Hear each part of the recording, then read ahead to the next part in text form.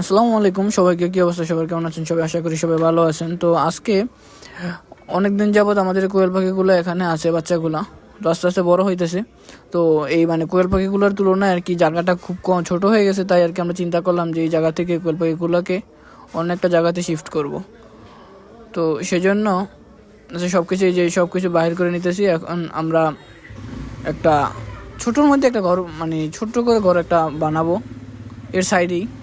তো যেই জায়গাটুকু দেখতেছেন ফাঁকা, এখান দিয়ে বানাবো। তো তারপর আমরা সব কিছু ক্লিয়ার করতেছি, এখানে কিছু কুড়া দিয়ে দিলাম। তো ওই জায়গাটা একটু অনেক নোংরা হয়ে গেছে, তো তাই আর কি কুড়াটা দিয়ে নিলাম। তো এই কুড়াটা দেওয়া শেষে আমরা এই সাইডে সবগুলা কুড়া আর কি ইয়ার উপরে পড়ছে, আপনার পাখিগুলোর উপরেই পড়ছি। তো তারপর কুড়া দেওয়া শেষে আমরা আরও আগে থেকে আমরা চিন্তা করছিলাম যে জায়গাটাকে একটু বড় করা দরকার, বাট সময় সব কিছু কাজ মেনটেন করার পরও ঠিক পারিনি আর কি। তো এখন চিন্তা করছি যে এই জায়গাটা একটা বেড়া দিয়ে দিলাম।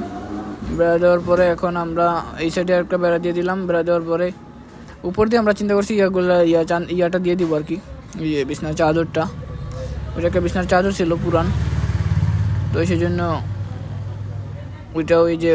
ওইটা অনেক ছোট ছিল আর কি। ওই বাসাটা এদের জন্য অনেক ছোট হয়ে যায়, তাই আর কি। তারপর আমরা এই সাইডে দিয়ে দিলাম। তো এখন চিন্তা করছি এগুলোকে আর করবো না, না করে আমরা এগুলোকে ধরে ধরে দিয়ে দিব আর কি ওই জায়গাতে, কারণ এগুলো তো তেমন উঠতে পারে না।